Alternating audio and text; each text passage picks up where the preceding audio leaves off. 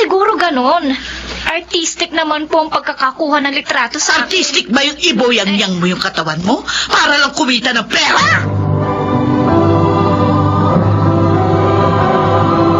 Handog ng DZRH ang dula sa kanyang panahon. Likas sa mga tao ang humanga sa mga magaganda at gwapo. At minsan nating pinangarap na maging katulad nila na hinahangaan dahil sa angking kagandahan o kakisigan. Mga kaibigan, sa araw na ito, pakinggan ang naging karanasan ni Butya sa ating dulang sa kanyang panahon.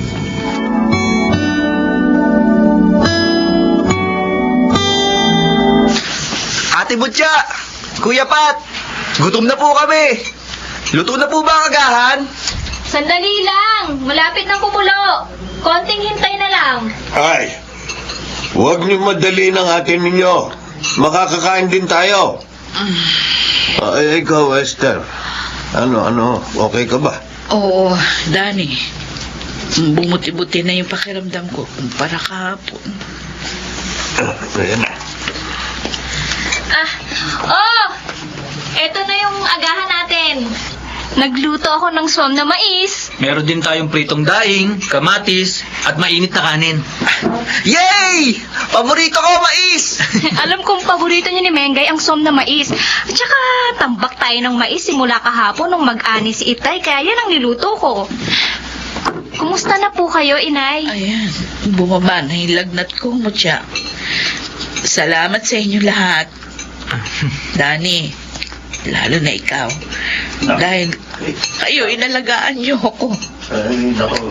Kalimutan mo yan. Talagang tungkulin ko yan. Tama-tama at suwam na mais para lalong guminhawa ang pakiramdam mo. Siya nga po pala, Itay. Oh, Kahapon po pala, nabalitaan ko sa palengke na magkakaroon daw po ng beauty pageant ang barangay natin. Gusto ko po sanang sumali. naku. Anak, marami na tayong gastusin. May sakit pa mama mo.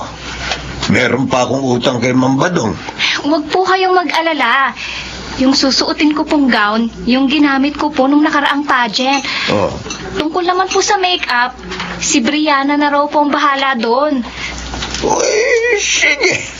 Sige, anak. At sana'y swertihin ka sa pagsali mo sa pageant na yan.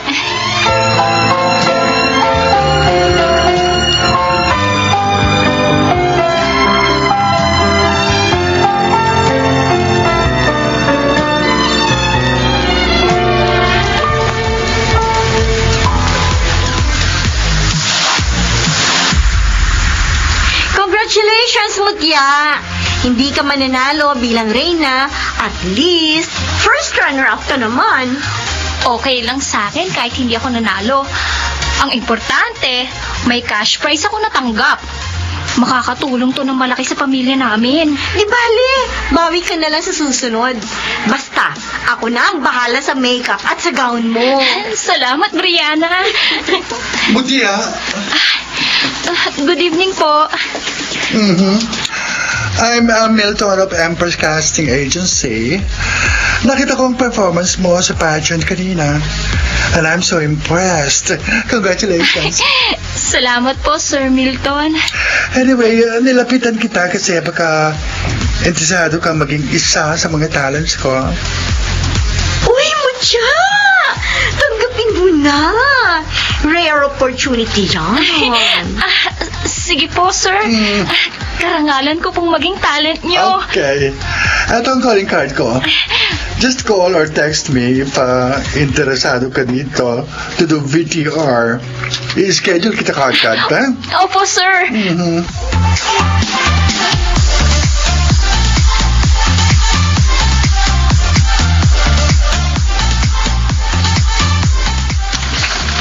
Talaga, Ate Butya? Magiging model ka na? Sana pumasa ako sa VTR. Matagal ko nang pangarap na maging top model bukod sa maging beauty queen. Anak, palagi mong tatandaan, buo ang suporta namin sa mga pangarap mo. Ay sana yan ang simula ng pag-angat mo. Eh, Mutya, hindi ba delikado yan? Mapagkakatiwalaan ba yung sinasabi mo na agency yan? May punto si inay, ate. Hindi ka ba mapapahamak sa pagpasok mo sa mundo ng modeling? Alam mo na ang panahon ngayon. Marami ang mapagsamantala. Huwag kayong mag-alala. Hindi nagpapaloko ang ate ninyo. At saka nandito naman tayong lahat para gabayan siya at ipagdasal sa Diyos. Basta inay, itay, Ah, magtagumpay lang po ako sa mga pangarap ko. ah, Hindi ko po kayo makakalimutan. ah. Tutulungan ko pong makaahon ng pamilya natin sa hirap. Oh. Pangako po.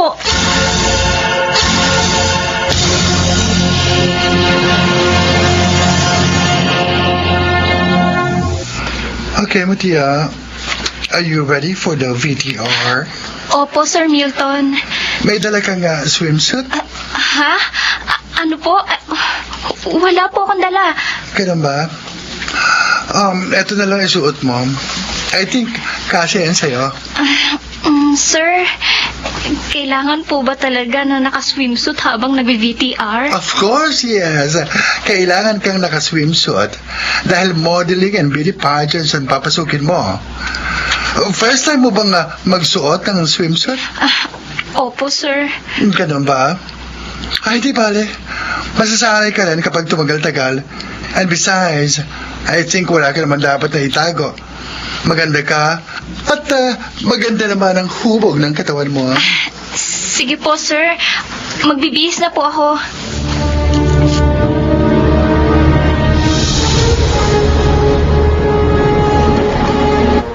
Grabe, Ate Mutya. Ang sexy mo dito sa kalendaryo. Iba ka talaga. Ay, ate, patingin naman dyan ang patingin. Mengay! Halika ka dito. Halika. Inay, kayo pala. Huwag mo nga ipakita dyan sa kapatid mo, lalo na kay Mengay. Ang laswa-laswa. Baka isipin ng kapatid mo na normal lang nung kapakuha ng ganyan. Opo, inay. Mutya, alam namin na malaki ang naitutulong mo sa pagmumodelo para sa pamilya natin, ha? Pero kailangan ba talagang palaging ganyan? Pinapakita mo na sa madlayang halos buo mong katawan? Para ano? Para pagpantasya ng mga lalaki? Inay, hindi naman po siguro ganun. Artistic naman po ang pagkakakuha ng litrato sa akin. Artistic ba yung ibuyang-yang mo yung katawan mo para lang kumita ng pera? Esther, Ha? hindi malaswa ang ginagawa Oh, isa ka pa! natin. Isa ka pa! Konsentidor ka! Hindi ako konsentidor. Oh? At sa akin lang. Abay, lawakan mo na lang ang pag-iisip mo. Hindi ibig sabihin na nag-swimsuit ka sa pictorial malaswa na. Ay, totoo naman! Malaki ang tiwala ko kay Mutya, Esther. Alam ni Mutya ang ginagawa niya.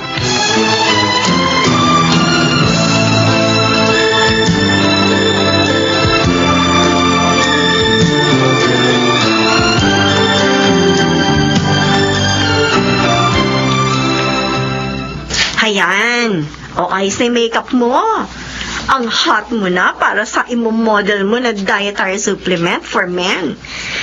Pero friend, hindi ba masyado naman daring yung photoshoot mo ngayon? Daring pa ba to? Ilang beses na ako nagsuot ng nighties and underwear sa photoshoots. Pero kasi iba ngayon. May kasama kang lalaki. Tapos kunyari naglalambutsingan kayo. Male dietary supplement nga kasi, di ba? Ay, naku, Brianna, hayaan mo na yun. Ngayon lang naman to. At saka, malaki yung talent fee, kaya carry na.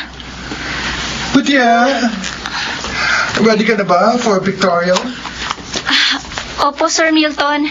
Ready na po. Good. Anyway, before we start, inform lang kita about the new booking mo, ha? Talaga po? May project? Ano pong project ang susunod kong gagawin? I-escort mo si Governor sa isang big event. Parang escort service? Isang gabi lang naman yun, Mutia. And don't worry, decente yun. Kailangan lang ni Governor na makakasama sa event na yun. Ganun po ba?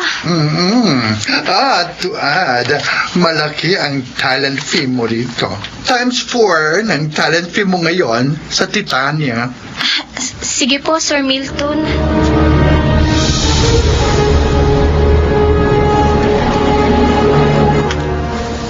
Mucha, sigurado ka ba talagang tatanggapin mo yung bagong project mo kay Governor Sioson? Sa totoo lang, Brianna, parang ayoko. Sandali, Brianna, ha? Tumatawag sa akin si Pat. Hello, Pat? Ate Mucha, nasan ka na? Pauwi na kami ni Brianna. Teka, umiiyak ka ba? Bakit? Ano nangyari dyan? Si Inay! Inatake siya sa puso! Ha? Sinugod namin siya ngayon sa ospital! Ano?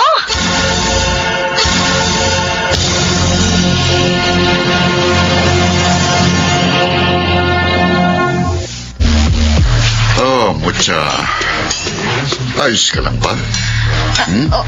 Opo, Governor. Kalma ka lang, ha? Relax lang. Baka mapansin ng ibang bisita na kinakabahan ka. Isipin pa nila na first time mo pa. Ha? Ano po? First time mo bang may sinamahan kang VIP? Opo. Kaya naman pala. Ang ganda-ganda mo, Mucha. Kaya hindi ako nahihiya na iharap ka sa mga tao. Nasabi nga pala sa akin ni Milton na isa kang beauty queen. Opo, Governor. Madalas po akong sumali sa mga beauty pageants. Tawagin mo na lang akong Charlie, ha? Pangbango mo. At ang legs mo parang kandila. Ang kinis, oh.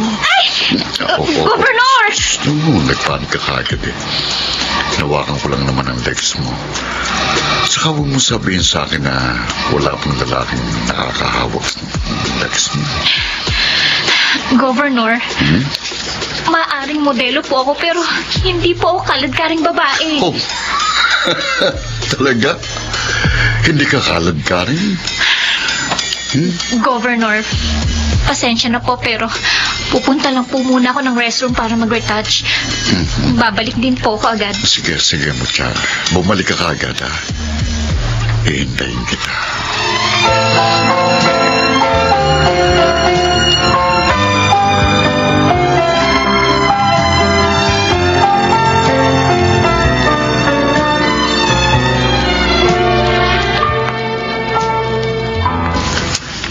Grabe, Mucha. Galit na galit sa'yo si Sir Milton. Sinabi ko naman kay Sir Milton na nangyari. Nang babasto si Governor Sioson. Ayoko namang murahin ng politikong yon o mag-iskandalo doon sa event, kaya tumakas na lang ako. Pero nagbanta si Sir Milton na hindi ka na niya bibigyan ng projects dahil napahiya siya kay Governor Charlie. Di wag na niya akong bigyan ng projects. Hindi pa naman siguro huli para makahanap ulit ng ibang manager na hawak sa akin. Hindi ko kailangan ng manager na ipapahamak ang mga talents niya para lang sa pera. Tama yan, Mucha. Inay, kayo po pala. Oh. Kumusta na po kayo? Eto. Gumanda na ang pakiramdam ko. Nakakatayo na ulit ako. Pasensya na po kayo kung hindi ko po kayo maibili ngayon ng ibang gamot nyo. Wahis lang yun. Gumagawa na naman ng paraan ng tatay mo. Anak, mas mahalaga ka sa akin. Hindi ko gugustuhin na makitang tinatapak-tapakan ka ng iba. Lalo na yung dignidad mo. Para lang may maibili ka ng gamot sa akin. Huwag po kayong mag-alala, Inay. Maghahanap na lang po ako ng bagong manager. At sasali na lang ulit sa mga beauty pageants. Pinapangako ko po sa inyo, Inay. Makakatulong po ulit ako sa inyo. Salamat, Mucha. Maswerte ako. At nagkaroon ako ng anak na katulad mo.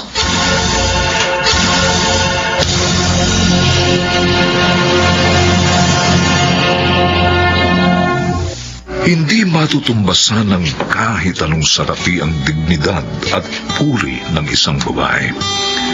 Ipaglaban mo ang iyong karapatan bilang isang babae. Huwag mong hahayaang bastusin o tapak-tapakan ang iyong pagkatao ng mga walang modong tao. At higit sa lahat, mas mainam kung makukuha mo ang iyong pangarap sa malinis at naaayong paraan. Dahil ang iyong pagkababae ang isa sa maituturing na pinakamagandang biyayang ibinigay sa iyo ng may kapal sa kanyang panahon.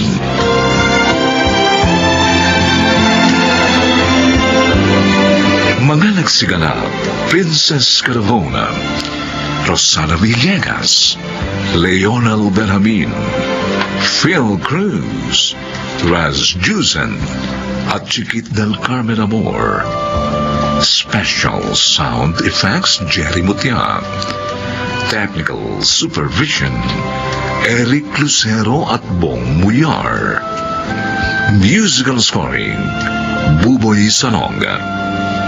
Ang kasaysayang ito ay mula sa panulat ni Krishna Senga at sa pinagsamang direksyon ng inyong lingkod June Martin Legaspi at Bobby Cruz.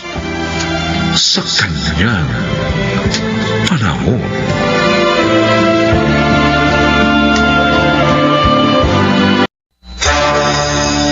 Kapag itinuloy mong plano mo, maghiwalay na lang tayo.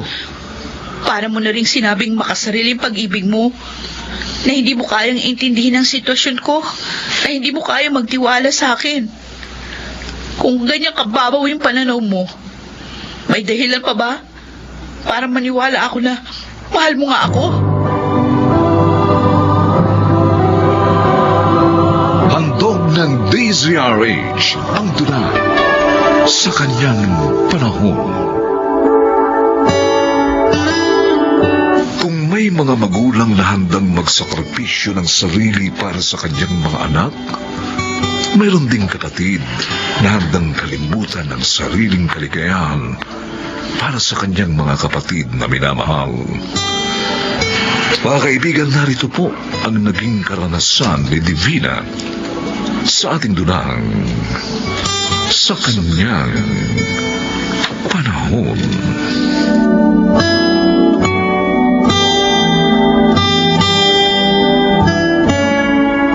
Rhea!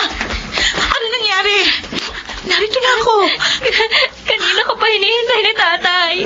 Tatay, pasensya na po. Naghanap pa ako ng kamag-anak na hihiraman ng pambili ng gamot niyo eh. Ano po bang nararamdaman niyo? Divina. Tatay, opo, nandito ako. Hawak ko mga kamay niyo. Nandito ako. Ang mga kapatid mo. Nasa bahay po si Michael.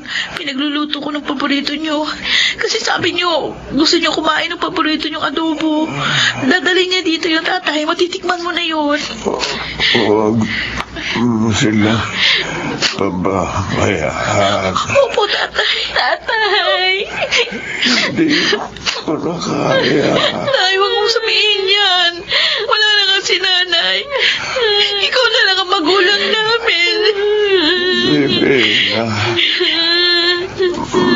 Mahalin mo mga kapatid mo. Opo, tatay.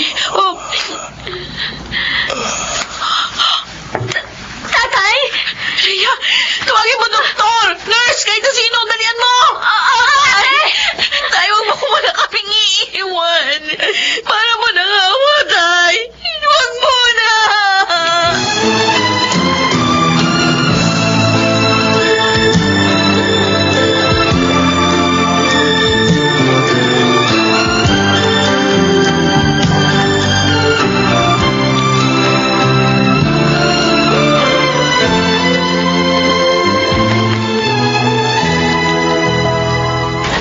Isa-isa nang umaalis na nakipaglibing. Kanina ka pa nakatayo. Hindi ka ba napapagod, Divina? Sa totoo lang, Jay, wala na ako nararamdaman. Nasaid na yung mga luha ko sa kaiiyak. Namanhid na yung puso't isipan ko sa kalungkutan. Totoo, hindi ko na alam kung anong dapat kong maramdaman. Divina. Ulila na kaming magkakapatid. Hindi ko alam po saan kami magsisimula, kung paano kami magpapatuloy. Narito naman ako. Tutulungan kita. May trabaho na ako. Kahit pa paano, pwede tayong magtulungan. Ewan ko, Jay. Hindi ko alam. Hindi ko naiintindihan ang nangyaring ito.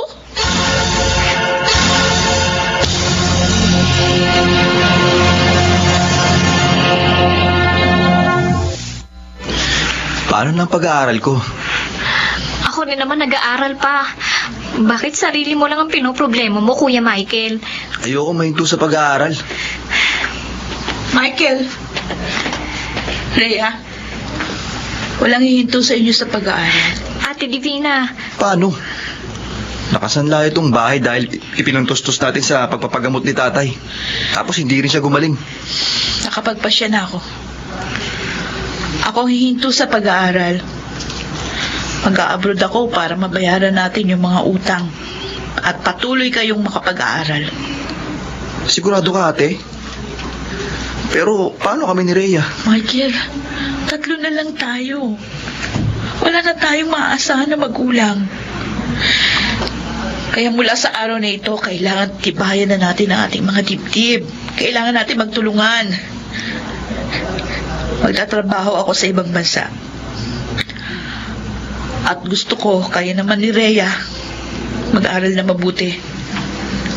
At magtulungan habang malayo ako. ate, natatakot ako. Rhea, walang mangyayari kung iiyak na lang tayo palagi. Kung malulungkot tayo palagi. Kailangan nating tibayan ang ating mga dibdib para patuloy tayong mabuhay. Para mapagtapos ko kayo ng pag-aaral.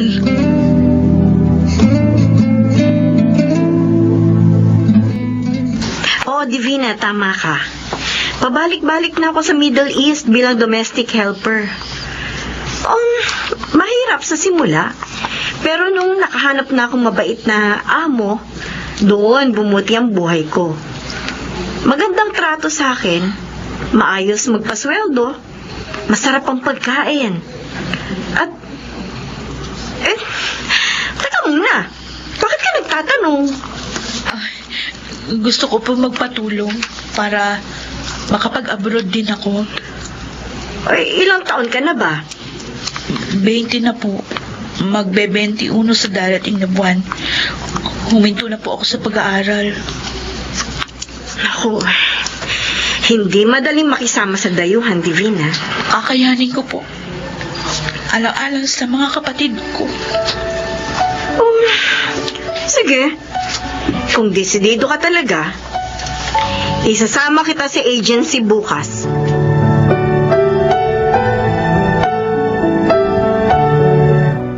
Kapag itinuloy mo ang plano mo, maghiwalay na lang tayo. Para mo na rin sinabing makasariling pag-ibig mo. Na hindi mo kayang intindihin ang sitwasyon ko. Na hindi mo kayang magtiwala sa akin. Kung ganyan kababaw pananaw mo, may dahilan pa ba para maniwala ako na mahal mo nga ako? Akong hindi mo inuunawa eh. Handa akong tulungan ka. Sinabi ko naman sa'yo may trabaho na ako. Bibigyan kita ng bahagi ng sweldo ko. Buwan-buwan yun, para sa inyong magkakapatid. At pinaliwanag ko na rin sa'yo na ayoko ng gano'n dahil hindi pa tayo mag-asawa. Hindi mo dapat gawin yun. At isa pa, umaasa sa'yo mga magulang mo. Ayokong alisan sila ng karapatan na dapat sa kanila. Gusto mo lang talagang lumayo. Gagawin ko to para sa mga kapatid ko. Kung hindi mo yun maintindihan, tinatanggap ko ang hamon mo. Divina. Sige. Maghiwalay na tayo.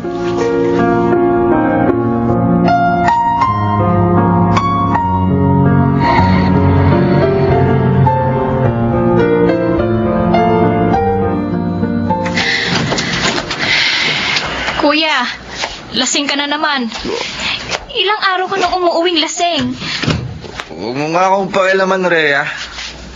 Buhay ko ito. Buhay mo nga, kuya. Pero hindi alam ni ate na nilulustay mo lang sa barkada at alak ang pinapadala niya. Pati allowance ko kinukuha mo. Gusto mo magsumbong? Sige. Subukan mo. Gawin mo. Lalo kitang hindi bibigyan ng pera. Aray! Hindi mo ang braso ko! Nasasaktan ako! Kuya Michael! Subukan mo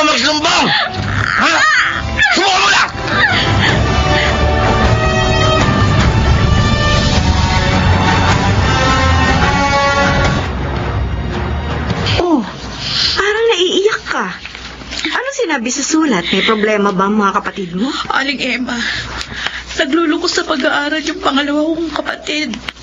Pati si Rhea pinababayaan niya. Ayun, lumayas daw. Pansamantalang nakikitira sa isa naming tiyahin. Ay, anong gagawin ko? Hindi ako papayagan ng amo kong umuwi. Kung matatawagan mo si Michael, tawagan mo. Kausapin mo ng masinsinan. Huwag mong pagalitan. Kasi, lalo kayong hindi magkakaintindihan. Pero kailangang malaman niya kung gaanong hirap ang tinitis ko rito para lang pagkatapos gano'n lang gagawin niya sa perang pinaghirapan ko. Naiintindihan kita, Divina. Pero maniwala ka sa akin. Sa tagal kong pabalik-balik dito sa ibang bansa, base sa karanasan ko ha, mas magkakaintindihan kayo kung pag-uusapan ninyo ng maayos ang problema kaysa kung uunahan mo siya ng galit at panunumbat.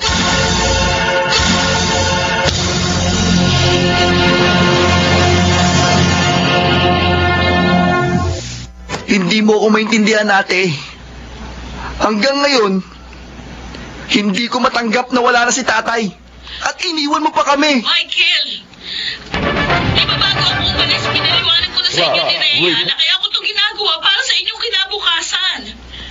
May 2 taon pa nga ako sa college pero hindi ko natapos yun. Pinili ko huminto at magpaalipin dito sa ibang bansa dahil gusto ko may marating kayo ni Rhea. Narinig ko na yan.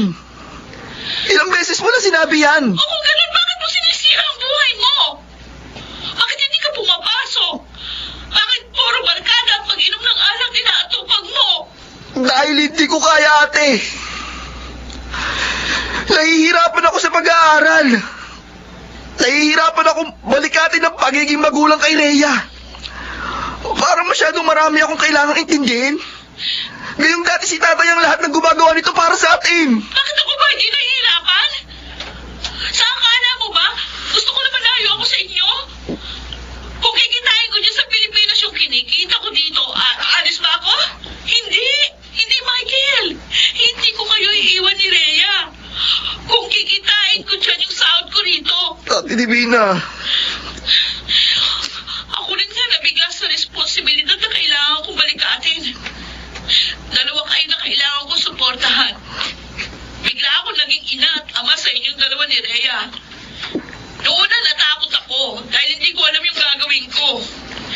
Pero bilang panganay, tinanggap ko ito. Niyakap ko ang hamon. Kasama ng mga kabiguan at kalungkutan.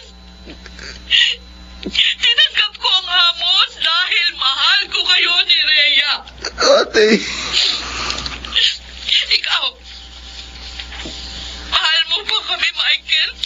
Oo, ate. Hindi mo dapat itanong yan. Mahal ko kayo ni Rhea. Hindi ko naman hinihinging suklian mo yung mga sakripisyo ko.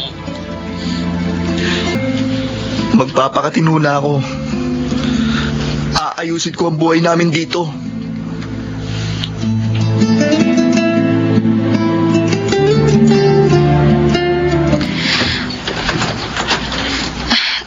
Kuya Michael, Umuwi ka na. pero Tinawagan ako ni Ate Divina. Nagsumbong ka raw. kung pumunta ka rito para pagalitan ako, Hindi, Rhea. Umuwi ka na. Pangako, aayusin ko ang sarili ko. Magpapakatino na ako. Kuya, Naging duwag ako. Mahina. Hindi ko naisip na mas mahirap ang kalagayan ni ate sa ibang bansa. Doon wala siyang kakampi. Walang mahihinga ng sama ng loob. Walang kapatid na dadamay sa kanya. Walang kamag-anak na magpapautang kapag nagipit siya. Walang mag-aalaga kung magkakasakit siya. Pinipilit maging magulang ni ate para sa atin. Habang nilulustay ko ang perang dugo at pawis ang pinuhunan niya. Kuya Michael, Umuwi ka na, Rhea. Magpapakatino na ako. Aayusin natin ang buhay natin para sa ating kinabukasan.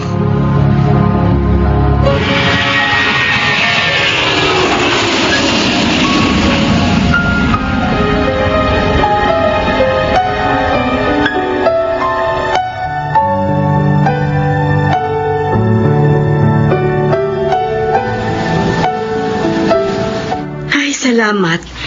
Pagkaraan ng ilang buwang stranded tayo sa abroad, nakauwi na tayo dito sa Pilipinas. Oo nga. Pero hindi pa rin tayo makakauwi ng diretso sa mga pamilya natin kasi kailangan pa natin mag-quarantine ng 14 days. Konti na lang ang titiisin natin, Divina. Makikita na rin natin ang ating mga pamilya. Ay, kumusta po? Kumusta po? Ako si Ryan, ang health coordinator para sa lahat ng OFW na iahatid sa quarantine facility. Ay, ganun po ba? Ako si Divina at siya naman si Aling Emma. Kamusta po? Ay, sumunod ho kayo sa akin. Narito na ang bus na maghahatid sa inyo. Ah, ganun? Libre ang quarantine facility, libre rin ang swab test. At kapag negative ang resulta, papayagan naman agad kayong makauwi sa inyong pamilya.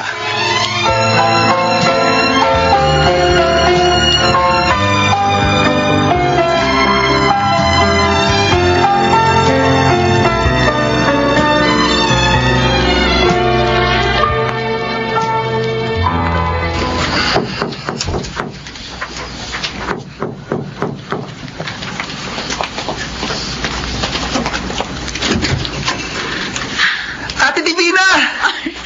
Ibig sabihin, negative ang swab test mo! Oo, Michael. Ate! Rhea! Ate! Salamat nakauwi ka na! Ako rin, masayang-masaya ako dahil sa kabila ng pandemic, ligtas kayo. Ligtas tayong magkakapatid. Oo, ate. Araw-araw ka namin pinagpipray ni Kuya na makauwi na. Makauwi ng ligtas para magkasama-sama na ulit na tayo. Oo nga, Michael. Pero sandali, ang ayos nitong bahay, ha? Uy, maraming nakastock na grocery. Kahit na ilang buwan akong hindi nakapagpadala kasi na-stranded kami ni Aling Emma sa ibang bansa dulot ng pandemic. Aba, Dahil work from home na ako, ate. ha? Kumikita na ako. Talaga? Kumikita na kami pareho ni Rhea. Ikaw naman ang aalagaan namin, ate. Kahit hindi ka pa matanda. Hayaan mong ikaw naman ang patikimin namin ng ginhawa.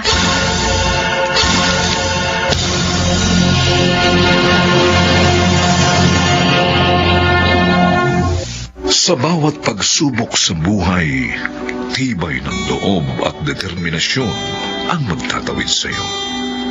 Huwag susuko sa kabiguan. Dahil sa dulo ng iyong pagtitiyaga, may aanihin kang tagumpay na higit sa inaasahan mo sa kanyang panahon.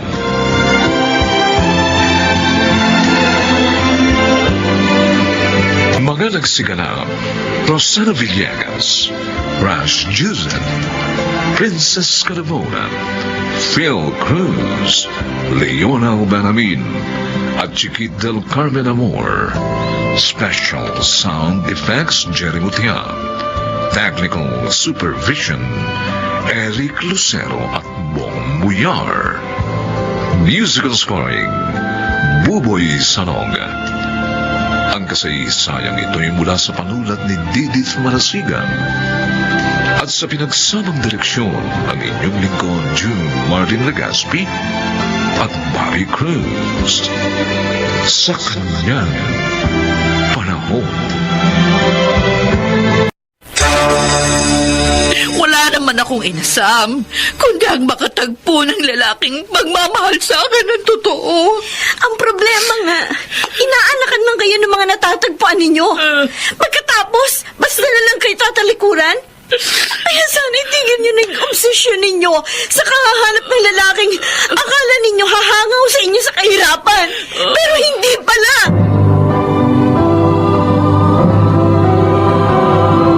Handog ng DZRH ang tula sa kanyang panahon. Paano nga ba magiging malakas para sa kahinaan ng isang minamahal? Mga kaibigan, narito po ang naging karanasan ni Cindy sa ating dulang sa kanyang panahon.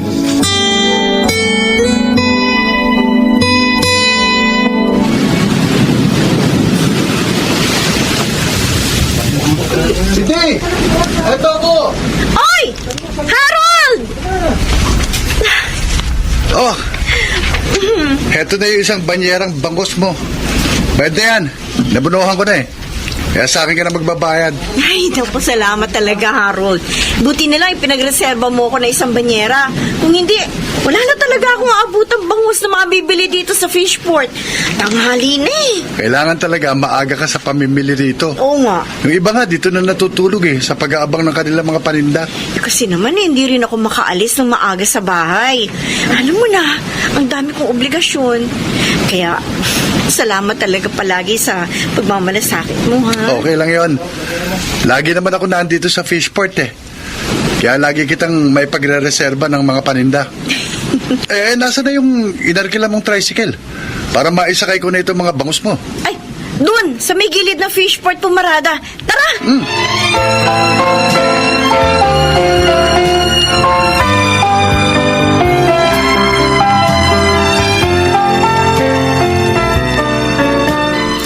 Magda! Hoy, Magda! Ah, yan ka na naman, Ising. Kukulitin mo na naman ako eh. Positive ka nga ba o negative? Di pa nga ako nagtitest. Wala pa akong pambili ng test kit. Basta pag positive, sabihin mo agad sa akin, ha? Para makahanap din agad ako ng buyer. Oo na. Sige na, umalis ka na. Nakakalibadbaran ako sa pagmumukha mo eh. Basta maghintay ka lang, kukontakin kita. Naintindihan mo?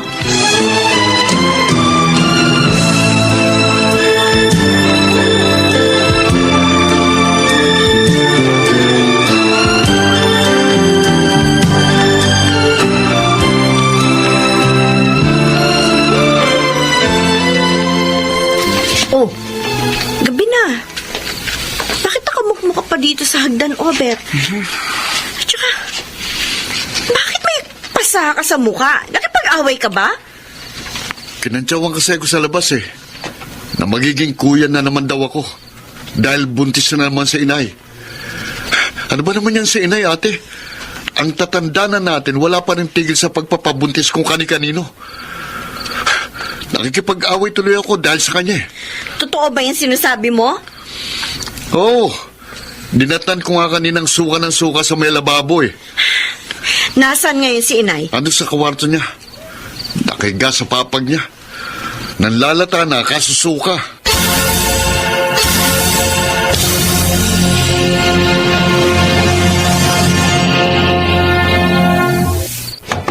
Nay!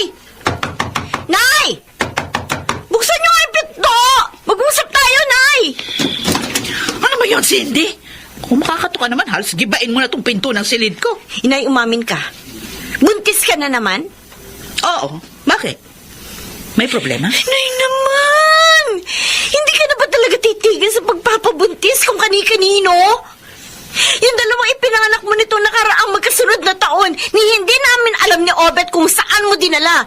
Tapos eto, buntis ka na naman? Pinagbili ko nga sa incheck, di ba? Huwag ka mag-alala. May bayar na si Ising sa pinagbubuntis ko. Kaya hindi madadagdagan yung mga pakainin mo. Yun nga ang masama, Nay eh. Ginawa niyo ng negosyo yung pagbubuntis ninyo. Bakit pa parang hindi niyo alam na malaking kasalanan niya kinasanayan yung yan? Bakit mo ba kasi ko pinakikialaman? Ay, mag-asawa ka na rin. Para yung sariling buhay mo na lang ang pakialaman mo.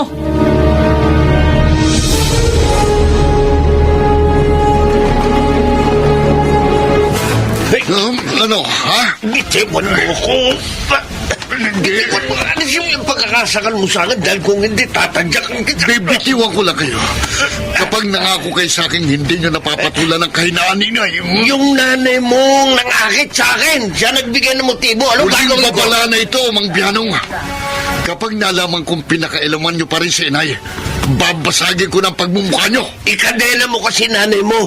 O kaya pagsuotin mo ng chastity belt. Ano? Para hindi na mabuntis na kung sino-sino. Masyadong masamang bunganga mo! Ha?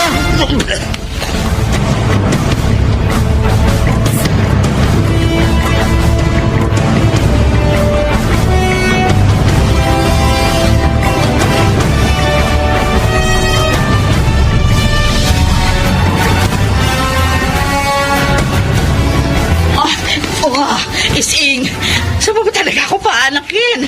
Masakit ng balakang ko. hirap na ako sa kalala. Doon sa nakita ko barong-barong sa gilid ng highway. Wala nakatira doon. Kaya safe tayo doon. Sigurado kang kahit sino walang nakasunod sa atin, ha? Oo, wala. Mahirap na. Baka masundan pa tayo dito ni Cindy. Mapupulilyaso tiyak yung mga plano natin. Wala sabi eh. Maniwala ka sa akin, Magda. Ha? Ising, sandali. O ano? Teka, nararamdaman ko basta pumutok na yata ang manubigang ko. Ay, teka, pinili ko!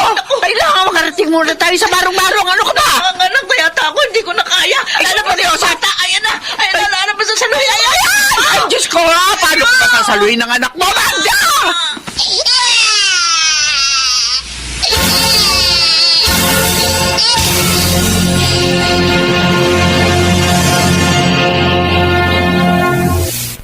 Ginagawa niyong biro ni Aling Ising ang buhay.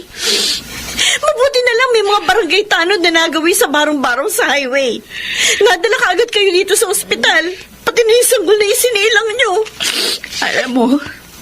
Alam mo kung bakit ako nagkakaganito. Nay, hindi tama. Hindi tama na kapag iniwan kayo ng lalaki nakabuntis sa inyo, ipalalaglag nyo o ipagbibili nyo na lang ang sanggol na dinadala nyo. Para sa kaalaman nyo, Nay, diniretso ko na rin yung buyer ng sanggol na kausap nyo ni Aling Ising. Wala naman akong inasam. Kundi ang makatagpo ng lalaki. Magmamahal sa akin ng totoo. Eh, ang problema nga, inaanakan lang kayo ng mga natatagpuan ninyo. Pagkatapos, basta na lang itatalikuran. Kaya sana, itigil nyo na yung obsesyon ninyo sa kahanap sa lalaking akala ninyo ay hahango sa inyo sa kahirapan. Pero hindi pala.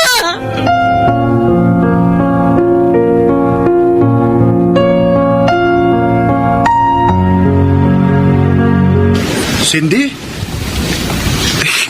Iniisip ko talaga kung ikaw nga yung nakita kong nakaupo dito sa sulok ng fishport eh. Gabi pa lang ah. Bakit nandito ka na? Dito na ako magpapalipas ng gabi, Harold. Teka, umiiyak ka ba? Bugtong-bugto yung mga mata mo eh. Sinay kasi. Nanganak na naman. Ang nakakainis, baka sa susunod na buwan, buntis na naman kung kanino. Kung alam niya, nananawa na ako sa pagsisikap. At sagad na ako sa mga problemang dinadala niya sa buhay namin. Apo nga dito sa tabi mo. Alam mo, pareho lang tayo ng kapalaran sa mga magulang. Ang nanay at tatay ko rin, puro sarili lang nila iniisip. Madalas nga, sinusugod ako dito sa fishport eh. Para manghingi lang ng mga pambisyo nila. Alak, sugal, gano'n. Sa halip na sila maging suporta natin sa mga hamon ng buhay. Eh wala naman tayong aasahan eh. Kundi ang mga sarili natin. Kailangan nating kumilos. Pero siyempre, kailangan din nating manampalatayang pansamantala lang ang mahihirap na sitwasyon sa ating mga buhay.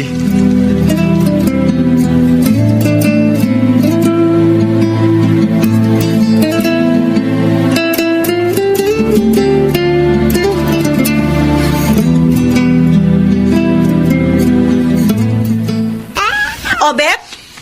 Obet, nasa si inay? Bakit basta nalang iniwan ang bata sa duyan? Hindi ko alam kung saan nagpunta ate. Nakukonsensya nga lang ako eh. Kaya hindi ko rin maiwan ang bata sa duyan. Binatean ko na rin. Kahit na inis ako kay inay. Eh, ang problema nga, dahil alam niyang nandyan ka, tiyak na kung saan na naman siya nagpunta. Pagkatapos, ilang buwan pa matutuklasan natin, buntis na naman siya. Kapag nangyari yun, talagang lalayas na ako sa bahay na ito, ate. Hindi ko na kayang tiisin ang sobrang kahiya na dinadal sa atin ni inay. Cindy? Ano pala? Nay, Cindy? ang akala ko... Naglagalag na naman ako. Abay, hindi. Inilako ko yung mga tinda mong daing na bangus na nakita ko doon sa freezer. Niripak ko sa plastic ng tigta 3 piraso. Para ka ako madaling maibenta ng 300. Sana nga tuloy-tuloy na po ang ganitong magandang senaryo sa bahay na ito, Nay. Dahil namulat akong tama ka, anak. Na kung gugustuhin ko lang mamuhay ng maayos, kayang-kaya ko. Kaya ko naman talagang gawin yun. Tsaka, bakit pa ako maghahanap ng pagmamahal sa labas ng tahanan ito? Samantalang, nandito naman kayong magkapatid. Nadarama ko ang pagmamahal sa inyo. Pero yun nga lang, sa tagal ng panahon nagbulag-bulagan ako. Inay! Kahit tagal kong inasama ang pagkakataong ganito, walang laman ang mga dasal ko kundi ang muli ninyong tingnan ng buhay sa tamang direksyon nito. Yung mga pagtitiis nyo sa mga kakulangan ko. Yun ang nagmulat sa akin para pahalagahan ang inyong mga pagsisikap. Lalo ka na, Cindy. Yung mga pagsasakripisyo mo. Ngayon ko nakita ang mga kahalagahan. Anak, maraming salamat. Maraming salamat.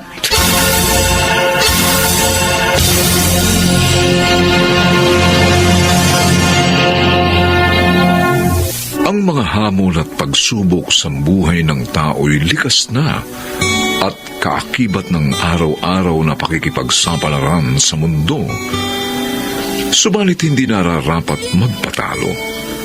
Kailangan nating bumangon, harapin ang mga ito upang mapagtagumpayan sa kanyang panahon.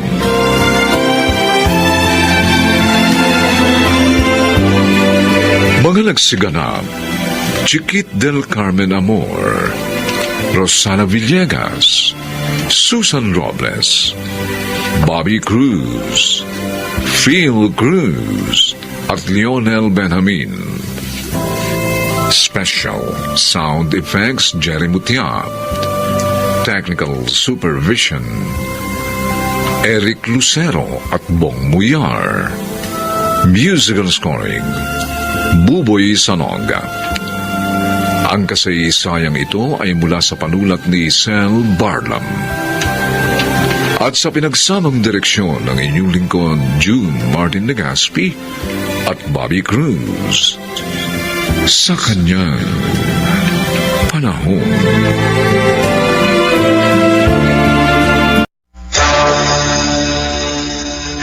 Sa halip na sirain yung pagsasama naming mag-aama, tulungan na lang sana nyo kaming malampasan ang aming mga pinagdadaanan.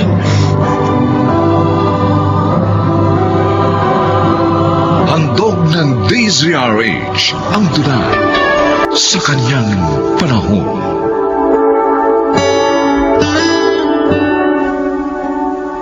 Paano nga ba ang pagpapatibay sa sarili, lalo na sa pagtugon sa mga suliraning nais lampasan?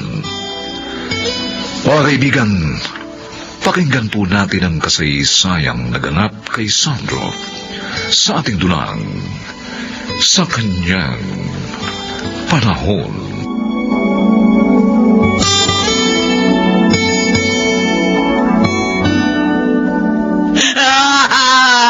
Anak ko! Kung nakinig ka lang sa akin, salaking ka na lang sana tumira ba nagdadalang tao ka, hindi ka pa namatay! Anak ko! Ma, bakit mo naman kami agad iniwan? Ang sakit-sakit ng pagkawala niyo. Ang sakit-sakit. Kung kailan malapit na akong graduate sa architecture, ma. Hindi mo na makikita ang aking pagtatapos.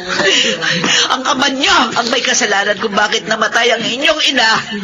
Minuntis-buntis niya pagkatapos, hinayaan lang niya mamatay.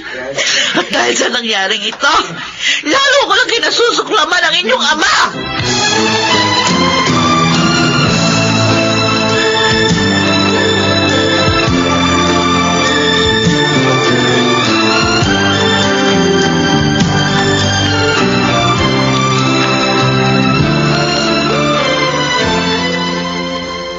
Naku!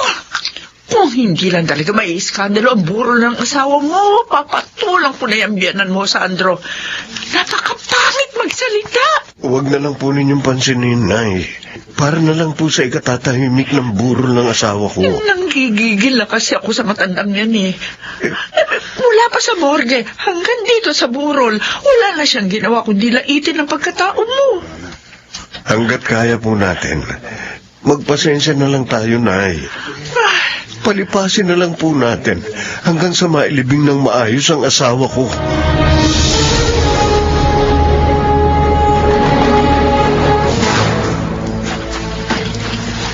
Myla, bakit inilalagay mong lahat sa malaking bag ang mga damit mo? Oh, di ba sabi ni Lola Berna, pagkalibing daw ni Mama, sa kanya na tayo titira? O ikaw, hindi ka pa ba nakakapag-desisyon? Nakapag-desisyon na rin. Pero siguro, mauna ka nang sumama kay Lola. Hindi pa nga kasi ko nakakapag-impake ng mga gamit ko eh. Basta ako, sa araw ng libing ni Mama, doon ako sasakay sa kotse ni Lola Berna. Para pagkatapos ng libing, doon na rin ako didiretso sa bahay niya. Pwede ba, Myla, mag-isip-isip ka muna? Basta na lang ba natin iiwan si Papa?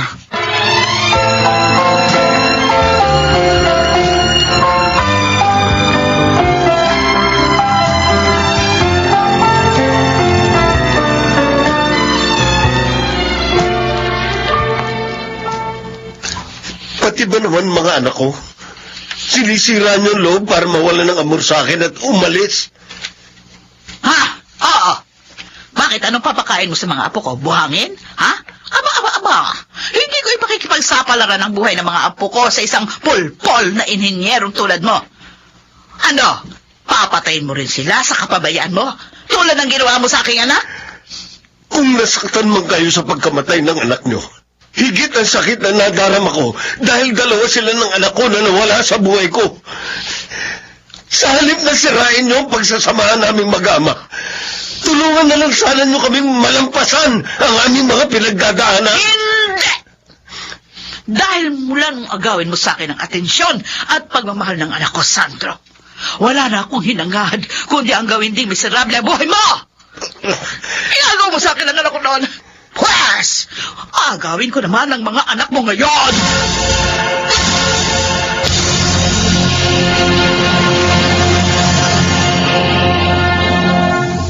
Oh, Fermin, bakit para kang binagsakan ng mundo sa itsura mo? Saan ka pupunta? Ba't dala-dala mo yung bag mo? May trabaho pa tayo. Wala na tayong trabaho simula ngayong araw na ito, Sandro. Teka. Ano ibig mo sabihin? Na wala na tayong trabaho sa araw na to? Saka, bakit? Nagbaba kasi ng memorandum yung chief electrical engineer natin.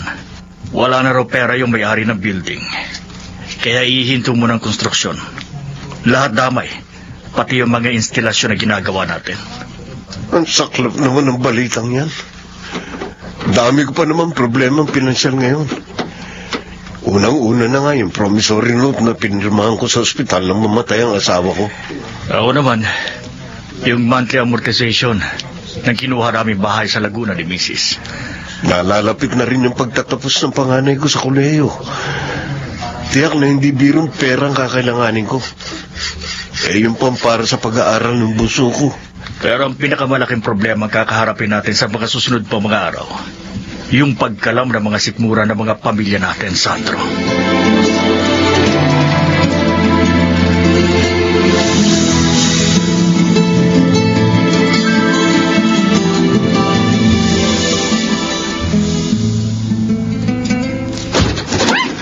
Nanay Rita! Nanay Rita! Myla? Oh, Myla, bakit apo? May ipagagawa ka ba sa akin? Yung bestit na pinalalabhan ko at pinapaplansya ko sa inyo, nasaan na? Hindi ko makita sa damitan ko. Ay, naku apo. Pasensya ka na sana, ha? Ano? Ngayon ko lang naalalang lalaban pala at paplansyahin ko yun. Ngayon lang. Eh, Yun yung isusuot ko ngayong araw ng defense namin sa thesis eh. Naku! Kahit kailan na, pakahirap niyo talaga utusan. pasensya na. Ay, hayaan mo, Apo. Hindi na mauulit yun. Hindi ko na makakalimutan pa yung mga inuutos mo. Talaga hindi na mauulit. Dahil talagang lalayas na ako sa bahay na ito. Apo! Ikaw nung una, napigil niyo pa ako ni Papa na huwag umalis sa poder ninyo. Pwes ngayon, hindi na. Kesa naman mabwisit lang na mabwisit ang buhay ko dito. Nakasama kayo!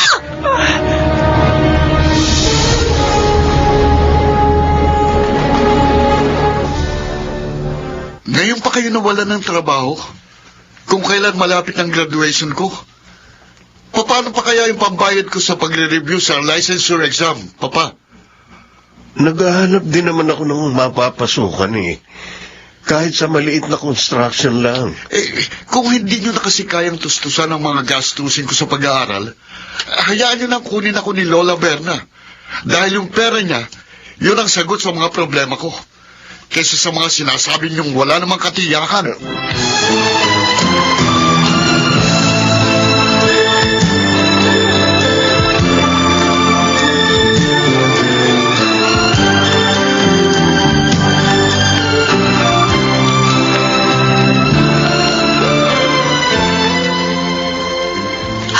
Kung nung una napigil niyo pa ni Sandro yung mga apo ko na huwag sumama sa akin, ngayon hindi na ako papayag. Parang awa mo na, Balae. Wala nang isilang ang mga apo ko. Kasama ko na sila. Kaya hindi ko kayang mawalay sila sa akin. At pwede ba, huwag mo akong matawag-tawag na Balae. Dahil mula nung mamatay ang anak ko sa poder ninyo, wala na kahit na ano pang relasyon ang nag-uugnay sa atin. Lola Berna, nandito na po sa malaking bagang lahat ng mga damit ko. Sige. Mauna ka na sa kotse. Balae, huwag. Nagmamakaawa ako. Huwag mo namang ilayo sa akin ang mga apo ko. Balae! Wala ka lang na nagdadaan ng Huwag naman! Ay! Lola Berna! Lola, ano po nangyari? Bakit nakahandusay po sa sahig si Lola Rita? At may dugong tumataga sa kanyang ulo!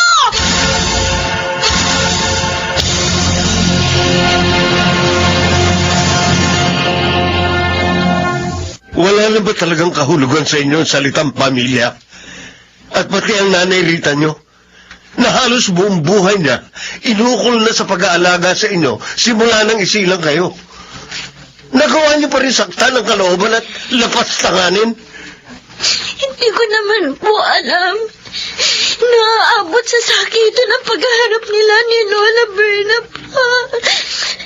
Ako, Papa, wala talaga akong kaalam-alam sa nangyari dahil wala nga ako sa bahay ng mga oras na yun eh. Hindi ko alam kung saan ako nagkulang sa pagpapalaki sa inyo.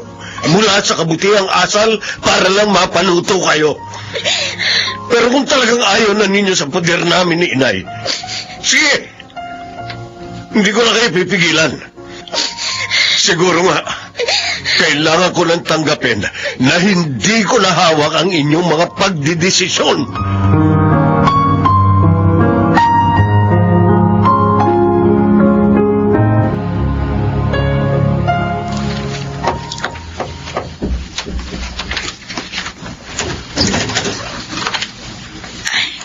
Balae. Ay, ikaw pala, Balae. Halika. Tumuloy ka rito sa loob ng kwarto ko.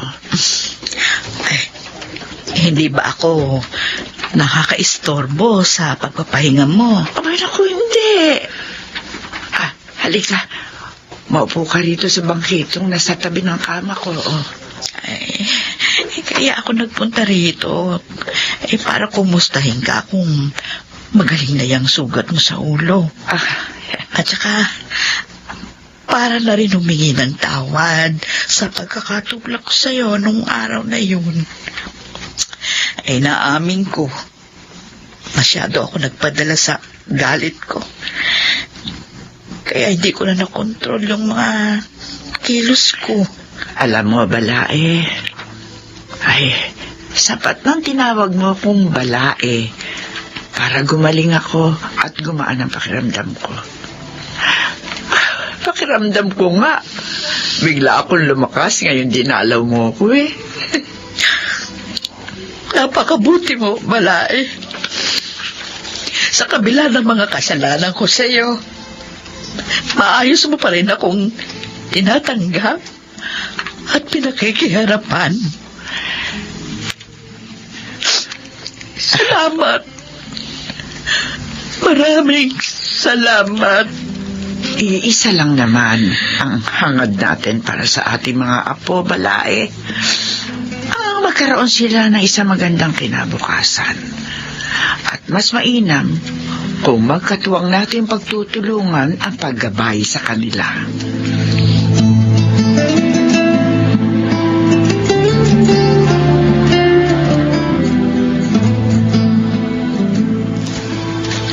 Nauunawaan ko naman po ang malaking pagmamahal na iniuukol ninyo sa akin mga anak. Kahit kailan, hindi ko po kinwestiyon yun. Sandro, namulat akong hindi pala kailangang tapatan din ng pilit na pagmamahal ang pagtulong. Tulad ng pilit kong pagsakop sa isipan ng pag-aanak mo. Mapapatawad mo pa ba ako sa ginawa kong panggugulo sa buhay niyong mag-ama, Sandro? Kayo ang ina ng aking asawa. Isa sa ipinagpapasalamat ko ang pagsilang niyo sa kanya sa mundong ito. Dahil nakabuo kami ng isang pamilya. Na kahit baligtarin man ang mundo, nananalaytay pa rin ang dugo niyo sa dugo ng aking mga anak. Kailanman, hindi ko ho inisip alisin ang karapatan ninyo sa kanila. Mananatili kayong bahagi ng mga buhay nila, ng buhay naming mag-ama.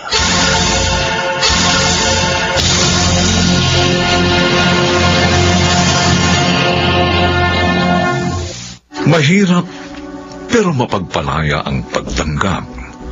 Sinasalamin nito ang malalim na pagmamahal hindi lamang sa ating kapwa at sarili, kundi maging ang malalim na pagmamahal natin sa nasa itaas sa kanyang panahon.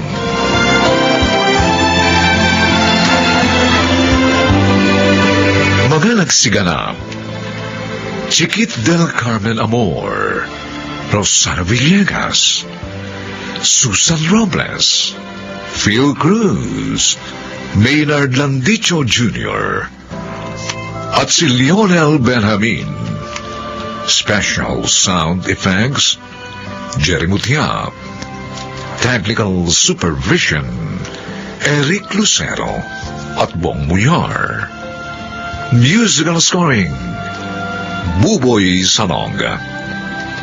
Ang kasaysayang ito'y mula sa panulat ni Sel Barnum.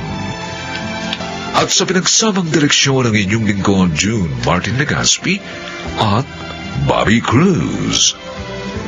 Sa kanyang panahon.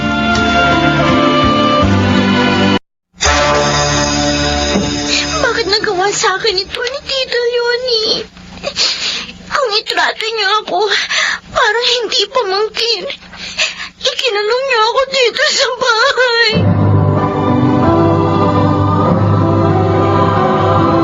Handog ng DZRH ang tunay sa kanyang panahon.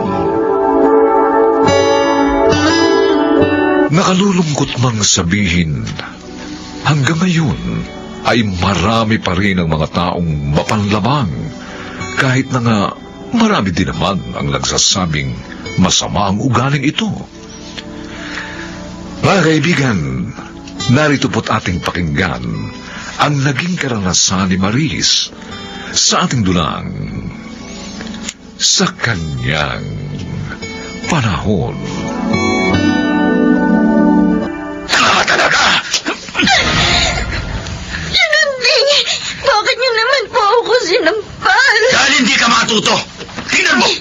Minansyahan mo itong mamahaling kong polo! Ano naman siyan po ba? Kaya pa nagtatanong bang gagang ito, ha? Tingnan mo! Tingnan mo! Ay ko po, Chong! Ano? Nakita mo ng mantya ng polong inihampas sa mukha mo! Hoy! Ano ba yung ginawang kapalpakan ng babae niya, Nandinga? Leonie, nilagyan ng mantya ang mamahaling kong polo! Ha?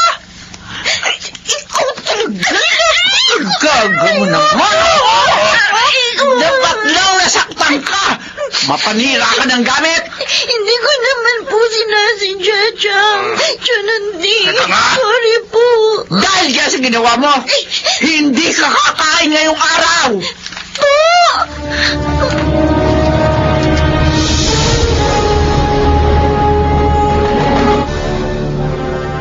Hoy, Maris, May iuutos ka ba sa akin, Ate Trutis? natural.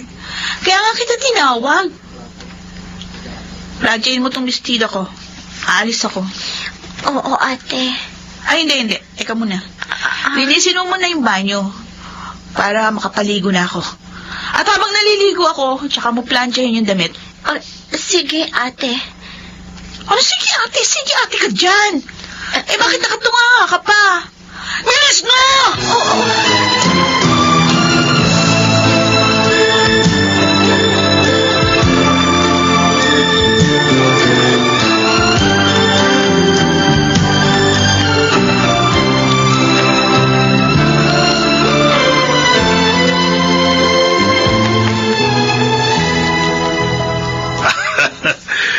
Johnny, binibilang mo na naman ang salaping nandiyan sa vault.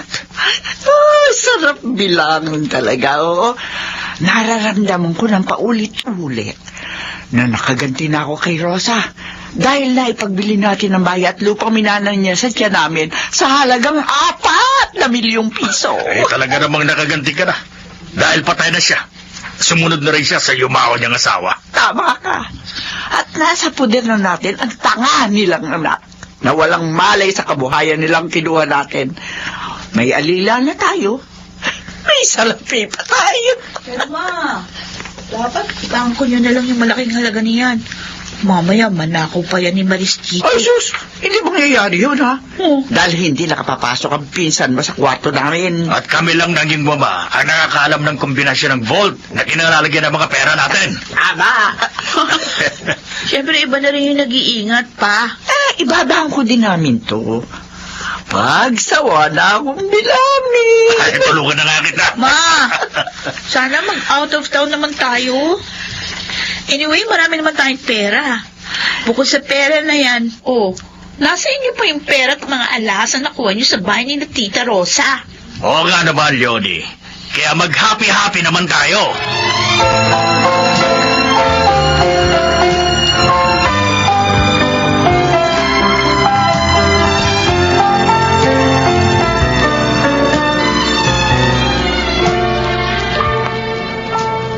Nabusog ka ba, Maris? Opo, Mang Tirso. Salamat po, pinakain niyo ko dito sa inyo. Naawa kasi kami ni Itay sa'yo eh. Inaalila ka nang at sinasaktan ng tiyahin mo. Hindi ka pa pinapakain ng tama. Totoo yun. Kaya sabi ko dito kay Danny, total wala naman silang lahat. Pakainin ka dito sa bahay namin. Salamat po ulit sa inyo. Mabuti pa po kayo. Kahit hindi ko kadugo, pinagmamalasakitan ninyo ako. Bakit magalit sa'yo si Aling Leonie? May malaking galit kay inay si Chang. Sabi ni inay noon, nagsimula daw ang galit ni Chang sa kanya. Nagpumanaw ang tiyahin nila na nagpalaki sa kanila. Kasi mas malaki raw yung ipinamana nila kay inay. Ay, nako. Inggit at mana pala dahilan. Pero mali pa rin na idamay ka ni Aling Leonie. Di po ba, Tay? Oo, anak. Sino na ngayon ang tumatao sa bahay ng mga magulang mo? Ipinagbili po yun ni Chang. Ano? Maging ang pera at alahas ni inay. Kinuha rin po nila. Dapat pala pag-aralin ka nila. Dahil nasa kanila ang iyong mana.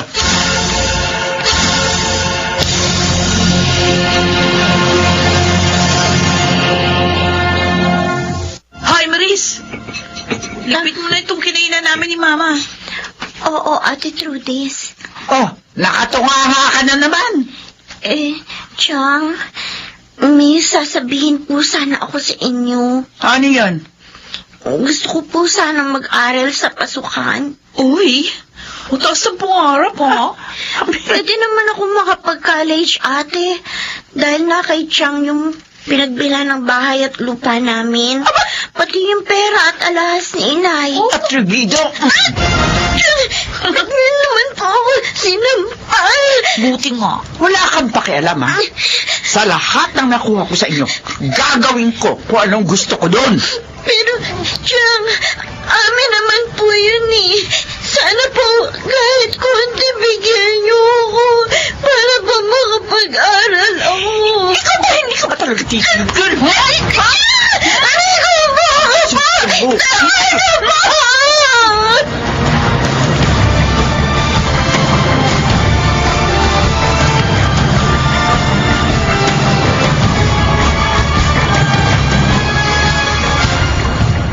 Leonie, naiayos ko ng bakasyon natin sa Palawan. Aba, hindi mabuti.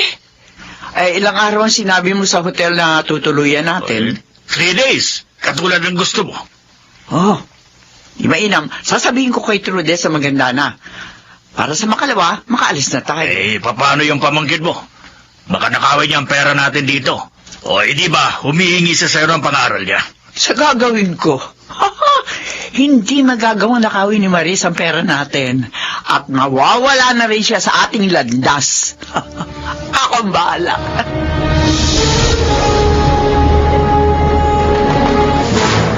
Bakit nagawa sa akin ito ni Tita Leonie? Kung itrato niya ako, parang hindi pamangkin. Kinulong niya ako dito sa bahay habang sila nagbabakasyon sa Manila. Paano na lang ako? Kailangan makalabas ako dito. At kapag nakaalis ako, hindi na ako babalik dito. Total, wala namang pagmamahal sa akin sina Tita Leonie.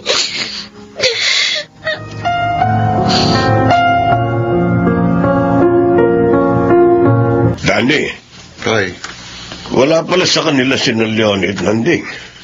paano niyo po nalaman? Nakita ko yung kapitbahay nila. Ang sabi sa akin, kahapon para umalis yung mag-asawa. Kasama si Trudis. Oh, nasaan si Maris? Kahapon pa ho siya hindi nakikita. Nasa na nga kaya ang kaibigan mo? Teka, alam ko na ho. Tatawagan ko po sa cellphone niya. Sandali lang po. Sana'y makausap mo nang malaman natin kung nasaan siya. Hello, Danny. Mabuti tinawagan mo ko. Maris. Kahapon pa kita gustong tawagan pero wala akong load. Kahit load, hindi ako binigyan ni Chang bago sila umalis. Ba? Nalaman nga ni Itay na wala sila eh. Nasaan ka?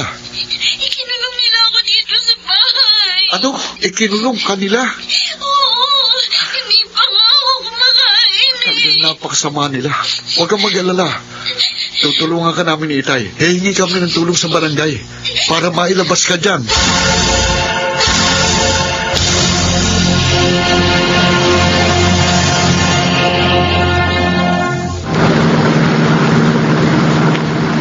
Ano anak? Nag-enjoy ka ba sa bakasyon natin? Enjoy na enjoy, ma. Siguradong maiinggit si Maris sa akin pag sinabi ko lahat ng ginawa natin. Wala nang maiinggit sa'yo, anak. Dahil malamang, patay na sa gutom si Marisa. Ay, wala akong iniwang pagkain para sa kanya eh. Bakit niya ba gusto mo matay na siya? Mawawala na tayo ng katulong niyan. Hindi, ayos lang yun. Basta ang mahalaga, hindi na makukuha pa sa atin ang salaping nakuha namin sa kanyang ina. Oo nga. Ganding, bakit? Ay, ano nangyayari? Kumapit kayo! Wala tayong preno!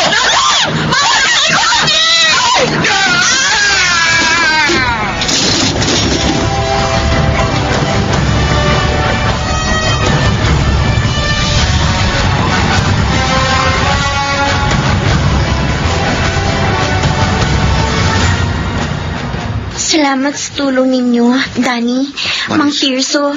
Dahil sa inyo, nailabas ako ng mga pulis sa bahay na iyon. Ginawa lang namin ng tama, iha. Ngayon, hindi ka na mapagmamalupitan ni na Aling Leonie. At may kaso pa silang haharapin pagdating nila. Dahil sa ginawa nilang pagmamaltrato sa'yo. Ah, may tumatawag sa cellphone mo, Maris. Sandali lang po, sasagutin ko. Hello? Opo, ako nga po. Bakit po? Pulis? Opo? Sina Giuliani? Nahulog sa bangin?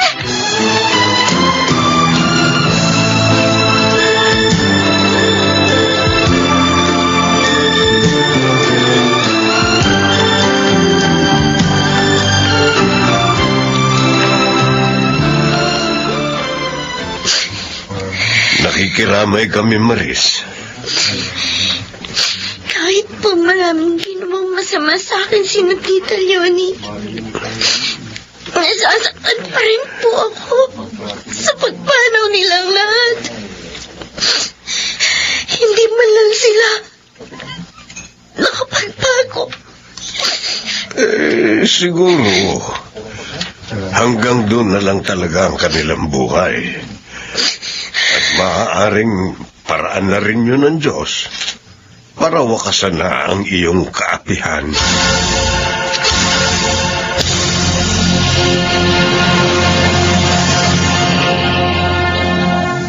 Lahat ng kaapihan ay may hangganan, sapagat walang lihim sa Diyos na lumalang. Siya ang nagbibigay ng katarungan sa nilikhang nangangailangan sa kanyang panahon.